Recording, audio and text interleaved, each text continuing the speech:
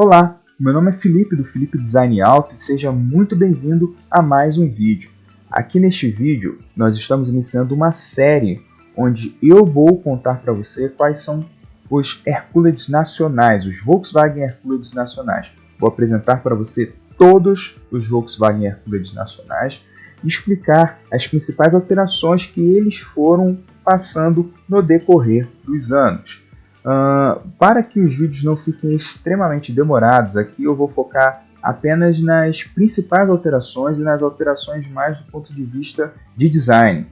Isso porque, como o foco aqui do canal é muito na customização automotiva, essas alterações de design são importantes porque você pode se inspirar, pegar uma ideia aí de um Fusca, de uma Kombi, de uma determinada época em que ele foi fabricado, para você poder modificar o seu carro.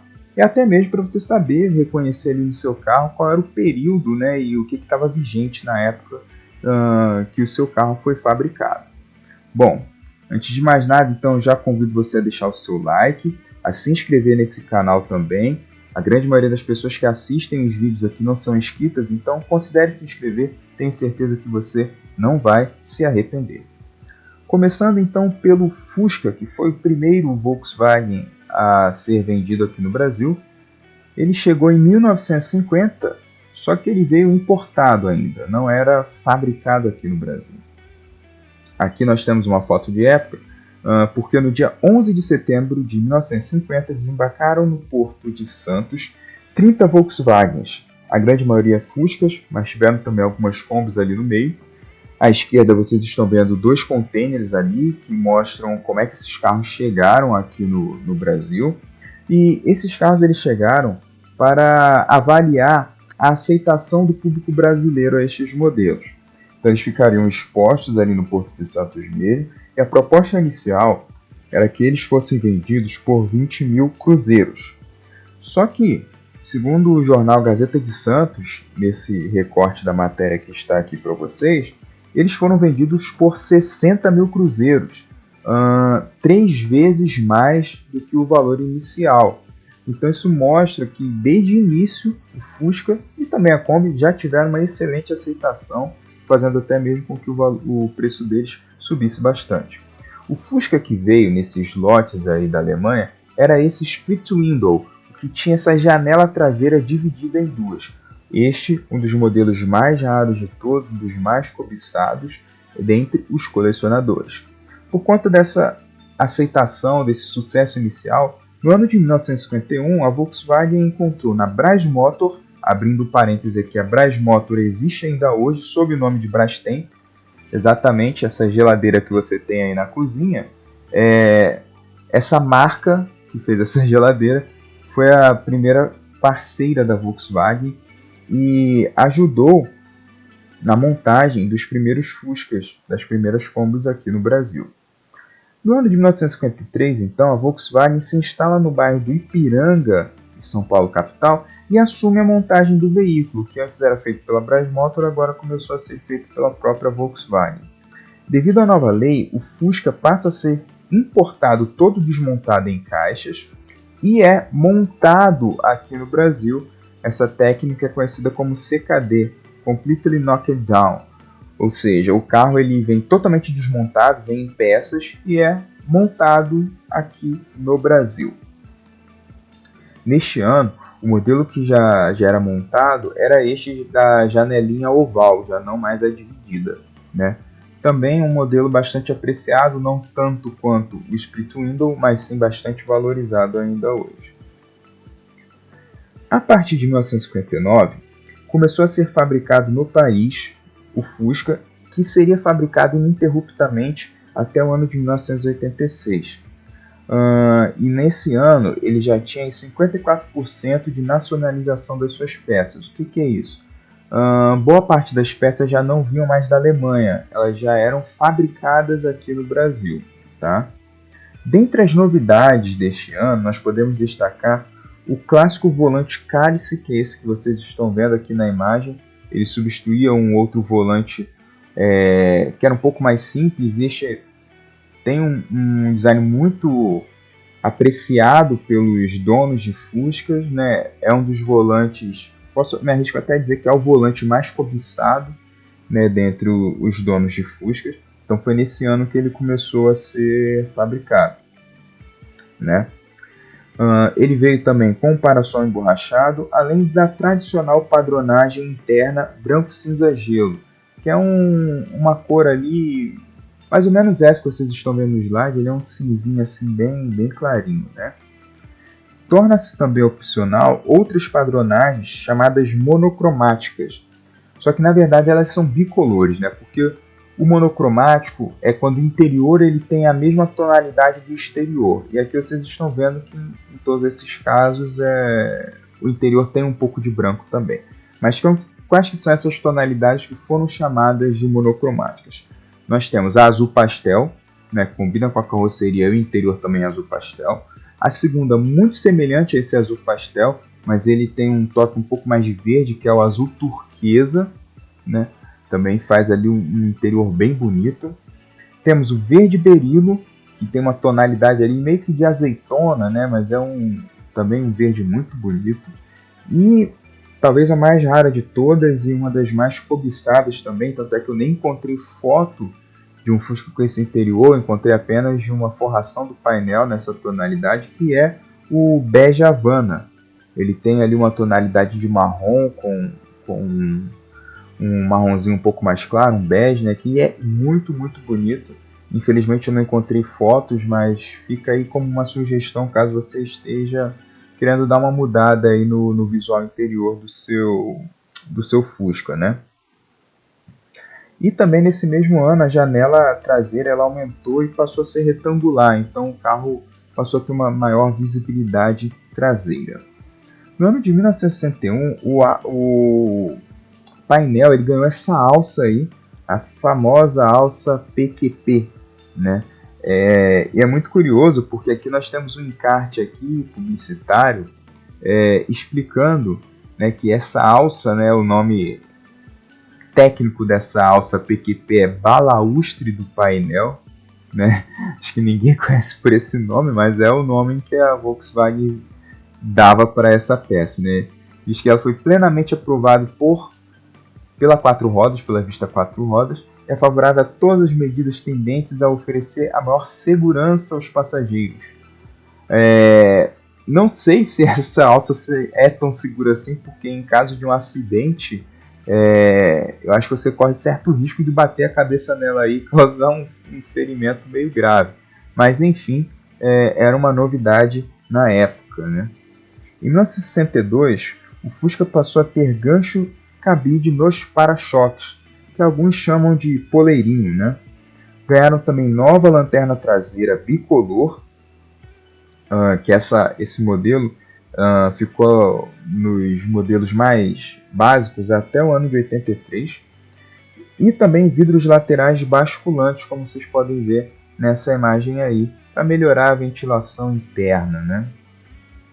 No ano de 1964, vieram os clássicos bancos pijaminha. Por que pijaminha? Porque ele vinha com uma porção central do banco com esse padrão do tecido em listras que lembra muito um pijama, né? Então ficou conhecido como banco pijaminha. Houve também neste mesmo ano o lançamento do Fusca com teto solar, que ficou conhecido como Cornowagen. Obviamente você já deve estar imaginando o porquê, né, da palavra corno. Esse acessório foi rejeitado por muitos proprietários que ficaram extremamente incomodados com este apelido, né? Alguns rumores dizem que esse nome Cornowagen foi dado por algum executivo da Ford, mas isso carece de fontes, a gente não tem como afirmar isso. De qualquer forma, esse opcional de época foi tão rejeitado pelos clientes, pelos compradores, que a grande maioria mandou fechar o teto. O que torna um Volkswagen Fusca com este teto solar aqui de época um carro extremamente raro, e se você encontrar um, né, ele deve estar valendo uma verdadeira fortuna, né? Então é curioso, né? Porque na época não era muito bem aceito, mas hoje vocês veem que muitas pessoas optam por cortar o teto de seu Fusca e colocar ali um ragtop, um teto solar. Então você vê como essa questão de gosto muda com o tempo, né? No ano de 67, o Fusca ganhava agora uma janela ainda maior, um vidro traseiro 20% maior, e a Volkswagen lançou o motor 1300. Até esse ano o Fusca era vendido com o motorzinho 1200. Esse motor 1300 ele vinha com 46 cavalos, 10 cavalos a mais do que o antigo 1200, e nas propagandas, como vocês podem ver aqui neste encarte, ele vinha com uma cauda de tigre, né, saindo do cofre do motor, para fazer uma alusão ali de que o carrinho agora era mais bravo, o carrinho era mais nervoso, né? As rodas Aro 15 agora elas vinham com as janelas de refrigeração dos freios. Até este ano eram as famosas rodas fechadas, e aqui elas já tinham essas janelinhas aqui para melhorar a refrigeração dos freios. E embora muitas pessoas digam que assim, as alterações do Fusca se resumiam no aumento da janela traseira e no para-brisa, até o ano de 69 fique sabendo que o Fusca passou por 2.500 mudanças. É até por isso que a gente não vai falar de todas elas aqui no vídeo, senão a gente ficaria falando aqui por mais de um ano, né? Na década de 70, no ano de 1970, iniciou a segunda série, que vieram mudanças na frente e na traseira. Bom, para-choques de lâmina simples, agora ele não tinha mais aquele poleirinho, né, que o pessoal chama.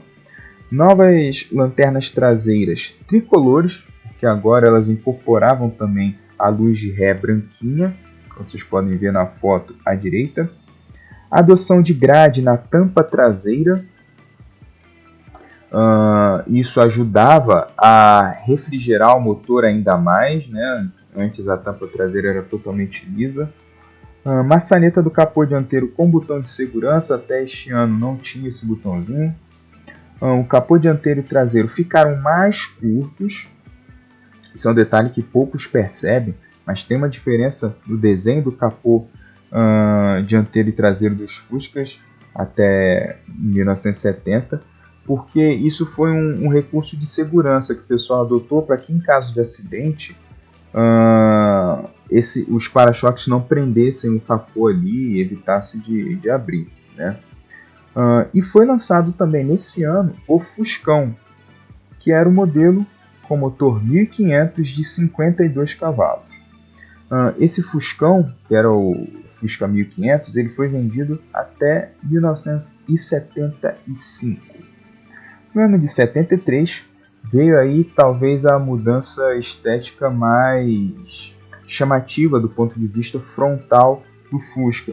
Ele ganhou os famosos faróis retos, né, que deu uma cara um pouco mais moderna para o Fusca nessa época. E tinha também o objetivo de padronizar, para atender ao novo padrão de legislação quanto à altura do facho do farol em relação ao solo. Então, na verdade, essa foi uma alteração feita mais para atender a legislação do que uma necessidade, né, que a Volkswagen encontrava no Fusca de fazer essa alteração. No caso do Fuscão 1500, se você prestar atenção, o cofre do motor, a tampa traseira, ganhou ainda mais grades ali, mais aberturas de refrigeração para poder melhorar o respiro do motor, para o motor poder funcionar melhor.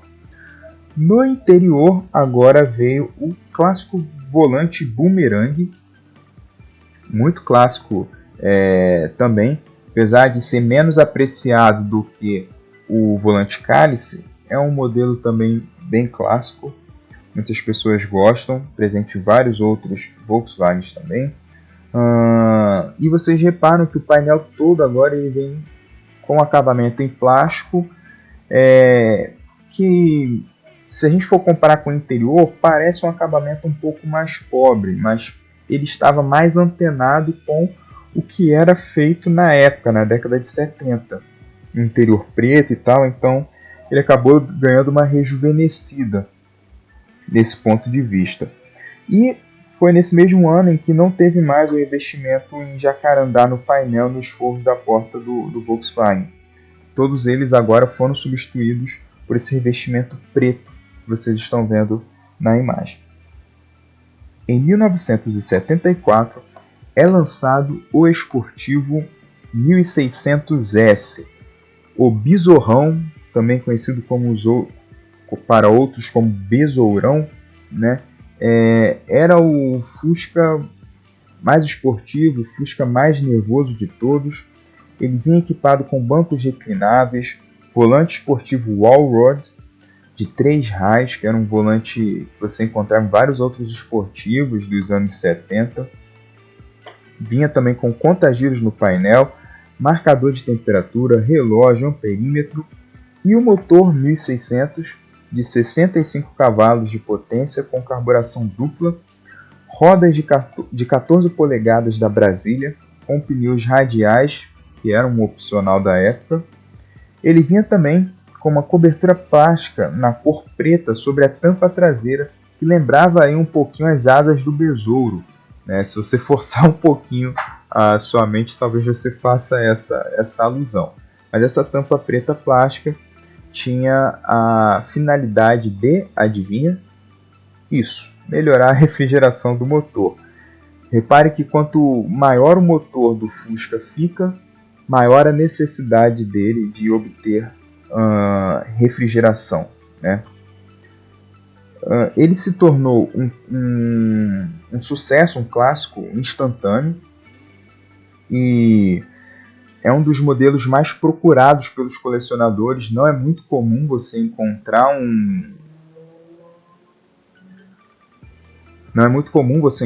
um Fusca Besourão como esse, né? Então, se você encontrar, saiba que ele está muito valorizado na mão dos colecionadores. No ano de 75, o Fusca 1300 agora tem a roda de 4 furos, né? Que foi algo que o Fusca mudou também. Ele diminuiu, antigamente tinha 5, agora passou a ter 4.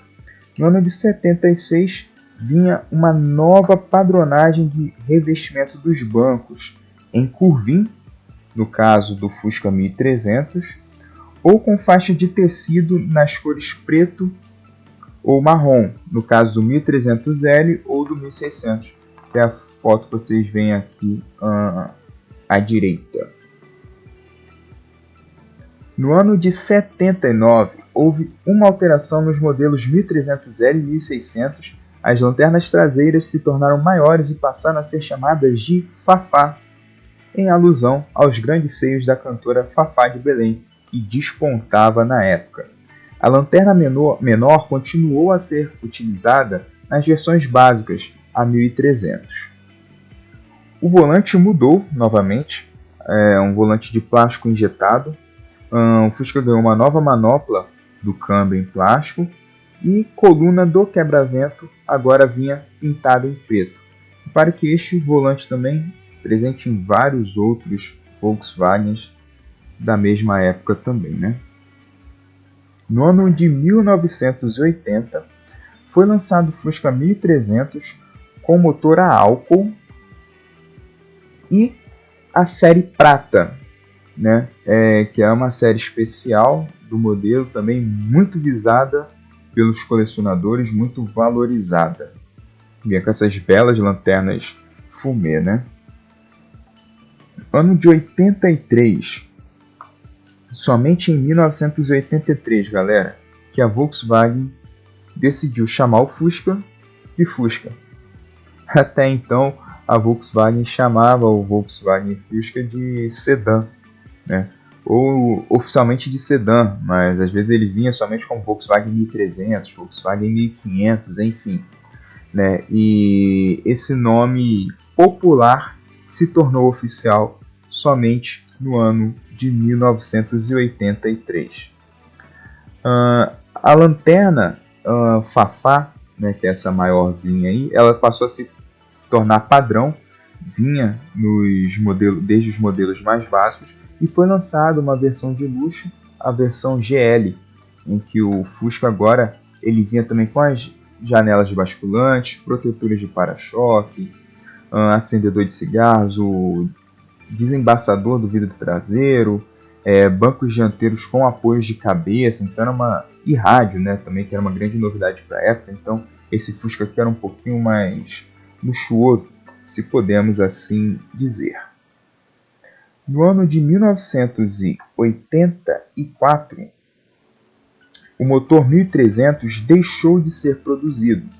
Agora ele passava a ser equipado com o 1600, conhecido como Torque. E o carro passa a contar também com freios a disco na dianteira, que tornava aí a frenagem do pequeno Volkswagen muito mais eficiente. Neste mesmo ano, foi lançada a série Love, uma série especial também bem rara. Na verdade, as séries especiais do Fusca, no geral, são raras e bem apreciadas pelos colecionadores, né? E ela é interessante porque visualmente ela vinha com as rodas e os para-choques pintados na cor da carroceria. Geralmente o Fusca ele vinha nesse tom de cinza. Em 85, a série verde cristalina, em que o Fusca ele ganhava também o para-choque pintado de verde, os aros dos faróis, as rodas neste acabamento aí, de cor verde cristalina, uma cor bem interessante, né, combina bastante com o Fusca. E em 1986, a Volkswagen decide encerrar a fabricação do Fusca, alegando que ele era um modelo muito obsoleto, lembrando que o Fusca estava sendo vendido no Brasil desde 1950, mas o seu projeto vinha da década de 30, antes da Segunda Guerra Mundial, então certamente era um carro obsoleto. E apesar de ele ainda ser um dos 12 carros mais vendidos da época, a Volkswagen tomou essa decisão. Um dos motivos era a necessidade de abrir espaço na linha de montagem da fábrica de São Bernardo para o Volkswagen Santana e para o Voyage de exportação, que seria chamado lá nos Estados Unidos de Fox, não confundir com o Volkswagen Fox que nós tivemos aqui a partir dos anos 2000. Então, para poder comemorar esse encerramento do ciclo de vida do Fusca, foi lançada a série especial Última Série. Então, vocês veem aí que ele também vinha num cinza ali meio grafite, com as rodas pintadas também na mesma cor, tinha uns detalhes bem interessantes do ponto de vista estético, que dava uma diferenciada nele. Só que essa série especial Última Série, ela acabou perdendo o significado do nome, porque no ano de 1993, por sugestão do então presidente da República, senhor Itamar Franco, a empresa voltou a fabricar o Fusca, né, que foi, por causa disso, apelidado de Fusca do Itamar, ou Fusca Itamar. Se vocês quiserem saber, pesquisar sobre esse Fusca mais novo, é só digitar Fusca Itamar e vocês vão ver esses Fuscas a partir de 93, vocês vão encontrar, né? Itamar Franco queria a fabricação de carros populares no Brasil, carros compactos. Se você acha que carro hoje é caro, saiba que no passado eles eram ainda mais caros, tá? E por conta disso, ele sugeriu que o Brasil precisava de um carro de baixo custo como o Fusca, que, na opinião do presidente, atendeu muito bem a esse papel durante o período em que foi produzido.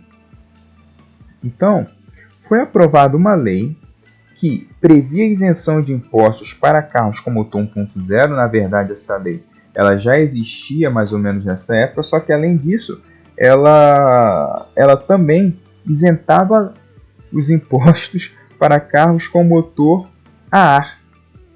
Né? Olha só que jogada, né, da legislação. Então, por conta disso, a Volkswagen conseguiu incluir nessa isenção de impostos o Fusca e a Kombi, que apesar de terem motor 1600, foram incluídos nesse abatimento de imposto. Só que, mesmo com esse incentivo fiscal, o Fusca acabou vendendo muito menos do que a Volkswagen esperava na época.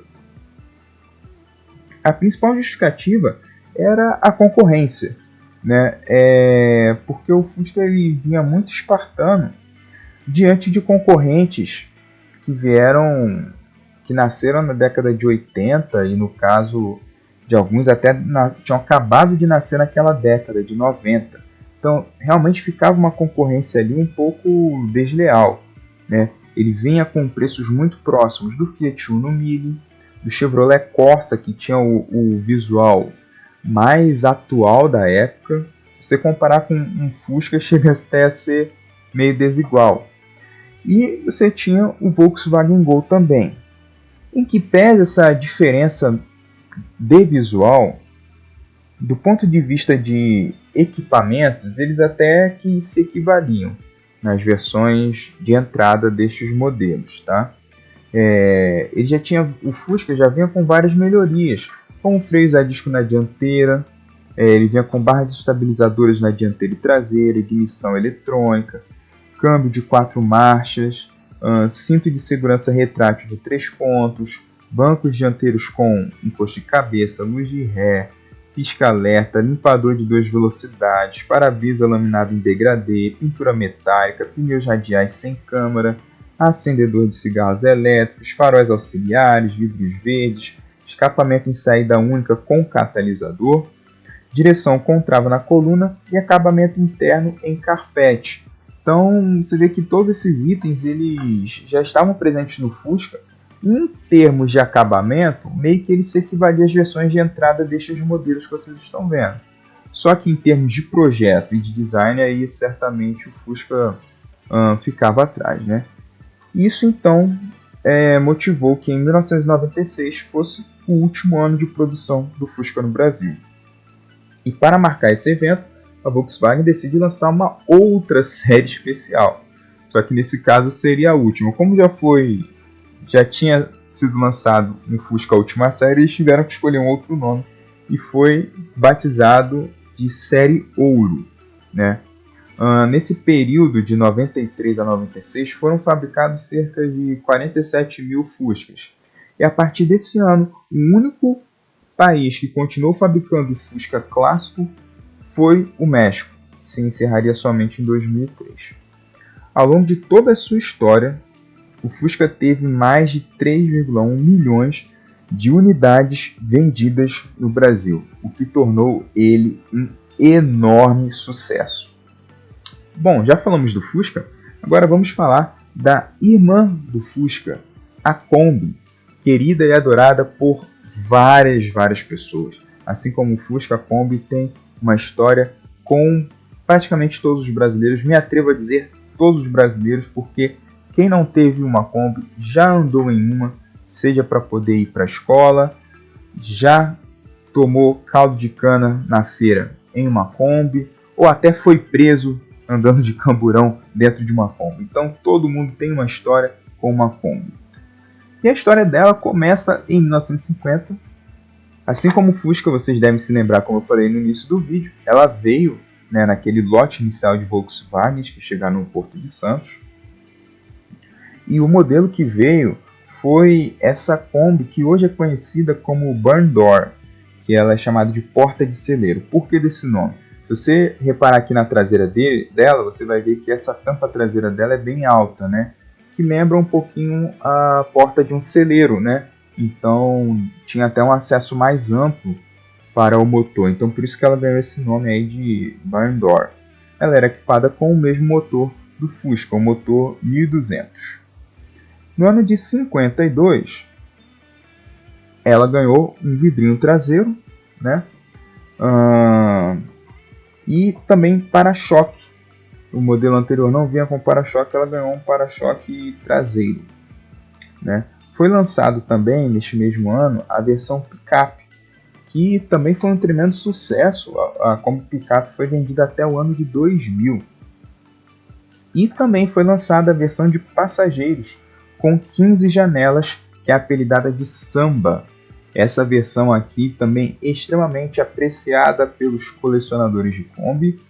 E essas janelinhas aí superiores, elas são inseridas também. Tem gente que resolve customizar sua Kombi para deixá-la com esse visual aqui bastante exclusivo. No ano de 1953, início da montagem no Brasil com as peças importadas pelo grupo Brás Motor, né? Naquele sistema que eu já expliquei para vocês, chamado CKD. Vem o carro todo desmontado e ele é montado aqui no Brasil. No ano de 57, a Kombi começa a ser produzida no Brasil, no dia 2 de setembro, com 50% de nacionalização das peças.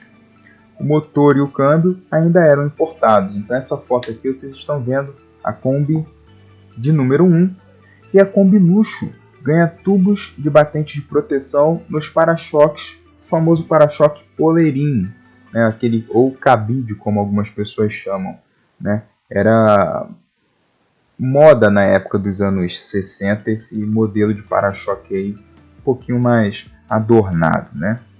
No ano de 1960 foi lançada a raríssima versão Turismo, que era uma versão de fábrica adaptada para camping. Olha só que legal. Ela já vinha, né, com todo o aparato ali para você acampar com a Kombi. O Kombi, um veículo perfeito para acampamentos, você vê aí que ela já vinha totalmente preparada para servir ao acampamento.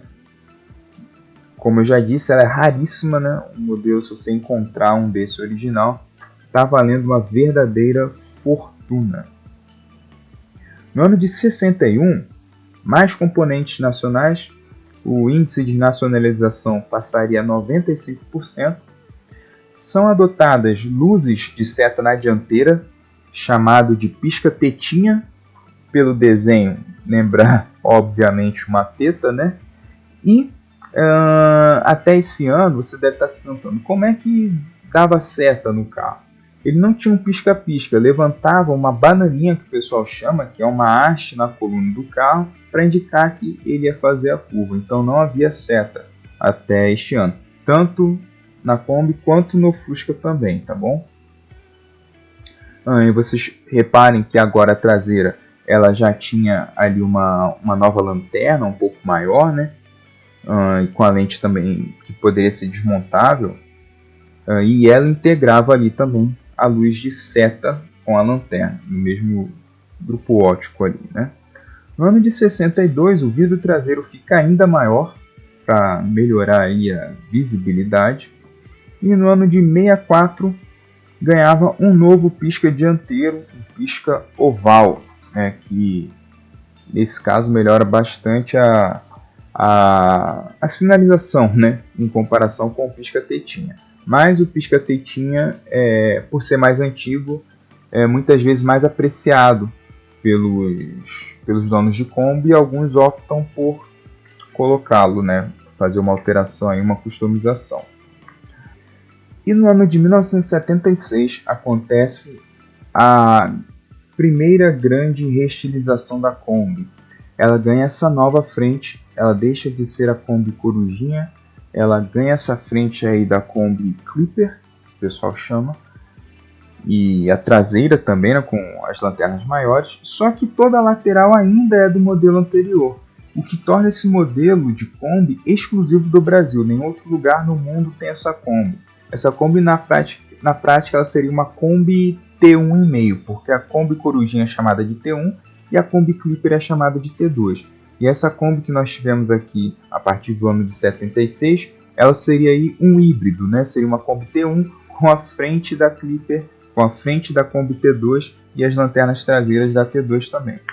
Então, a partir de 76 é que a Kombi ganhou este novo visual. No ano de 1981, foi lançada a Kombi cabine dupla, né, que, só para lembrar para vocês que na época, nos anos 80, era moda no Brasil, tinham algumas fabricantes nacionais, algumas concessionárias, algumas fábricas que se aventuravam no ramo da customização automotiva e pegavam algumas picapes da época e transformavam em cabine dupla, em versão fechada, né, faziam alguns experimentos. E a Volkswagen, surfando nessa onda, resolveu fazer, né, de forma oficial, a Kombi cabine dupla, como vocês podem ver nessa foto. No ano de 1982, a Kombi passava a vir com para-choques pintados em preto, né, para poder dar uma atualizada no visual aí, porque o cromado já estava pegando a pecha ali de carro antigo, né? No ano de 83, a Kombi ganha freios a disco na dianteira, até esse ano era um tambor, né? Novas rodas e calotas de perfil plano semelhantes ao do Fuscão. As maçanetas passam a ser na cor preta, assim como os para-choques, né? Nesse mesmo ano é lançada a Kombi Dotação, como vocês estão vendo neste encarte, nessa propaganda de época, que era o nome oficial da Kombi, dotada de 4 portas independentes. Você vai falando, Felipe, mas eu estou vendo 3 aqui desse lado, imagino que do outro lado deva ter 3 também, não seriam 6? Não. Teve uma Kombi 6 portas vendida, só que nessa época ela já não era mais vendida. A Kombi Lotação ela tinha 3 portas do lado de cá, mas do lado de lá tinha apenas uma. Então essa era uma Kombi 4 portas, né? Mas esse perfil lateral aqui dessa Kombi era o mesmo da Kombi 6 portas, tá? No ano de 86, os aros dos faróis passam a ser na cor preta. O encosto, ela também ganhou encosto de cabeça e cintos de 3 pontos nos bancos dianteiros. Ela passou sem grandes modificações até o ano de 97, quando foi feita a segunda grande reestilização da Kombi. Ela ganhou agora porta lateral corrediça, né, e aquela carroceria que ficou conhecida no resto do mundo como Creeper, né? Então, somente no ano de 97, que de fato a Kombi ela se tornou a Kombi T2 que o restante do mundo já tinha. Só que ela tinha uma diferença que a deixava também exclusiva do mercado brasileiro, que é esse teto mais alto, esse teto elevado em 11 centímetros, exclusividade do modelo brasileiro. Nesse mesmo ano foi lançada uma série especial bastante interessante da Kombi, que se chama Cará, que era a versão de luxo. Teto alto, porta lateral, janelas corrediças. Ela tinha capacidade para 7 passageiros, tinha um interior luxuoso. Inclusive, se vocês estão vendo essa foto aí, podem acreditar, essa é uma foto do interior de uma Kombi. Vocês veem que os bancos aí são bem confortáveis, né, para o padrão de uma Kombi, interior bem acabado, né? Ele vinha com 7 lugares, ele tinha um tecido diferenciado, revestimento nas portas. Saiu de linha no ano seguinte e por ter vendido aí por somente um ano, faz desse modelo um dos mais apreciados pelos colecionadores. E no ano de 2005 foi lançada a série Prata, edição limitada a apenas 200 unidades, destinada aos colecionadores. Por que, Felipe? Você deve estar se perguntando.